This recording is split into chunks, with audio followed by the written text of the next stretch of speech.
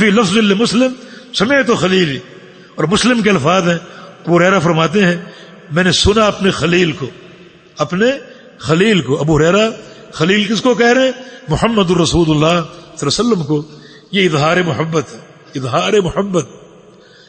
حبیبی بھی کہہ سکتے تھے مگر خلیل میں زیادہ محبت کا پہلو. حبیب کے بنسبت خلیل زیادہ پکی دوستی. اس لیے اللہ تعالی نے کائنات میں دو خلیل بنائے، ایک ابراہیم، دوسرے محمد الرسول اللہ صلی اللہ علیہ وسلم. حبیب تو بہت ہیں، خلیل صرف دو ہیں. تو حبیب سے خلیل کا درجہ اونچا ہے. عشیق بھی کہہ سکتے، عشیق سمے تو عشیقی، لیکن یہ لفظ توہین ہے. ہم کہتے ہیں ہم عاشقان رسول ہیں، عشق رسول. عشق کو شریعت کا لفظ نہیں ہے، محبت شریعت کا لفظ ہے، عشق نہیں ہے. اگر تم عاشق رسول ہو تو پھر رسول کیا ہوئے؟ معشوق کہنے کی ہمت ہے؟ اللہ کے عاشق اللہ کیا ہوا؟ معشوق. ہمت ہے معشوق کہنے کی؟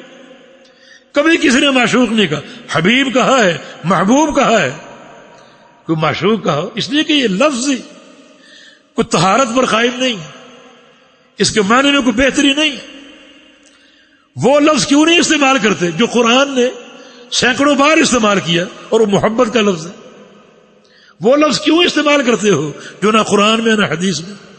لفظ عشق نہ قرآن میں ہے نہ حدیث میں. یہ کون سی محبت ہے؟ کون سی محبت ہے؟ ہم نے نظم سنی، وہ پنجابی میں تھی. شاعر نبی علیہ السلام کو سونیا کہہ رہے، سونیا. یہ کچھ عظمت کا لفظ ہے سونیا. سونے کا معنی حسین، عربی میں حسین جمیل. کبھی صحابہ نے نبی علیہ السلام کو کہا کہ آپ حسین و جمیل، یا حسین یا جمیل کہہ کر خطاب کیا آپ کو؟ تو لفظ عشق ثابت نہیں ہے. صحابہ حبیب کہہ رہے ہیں، خلیل کہہ رہے ہیں، یہ ثابت ہے.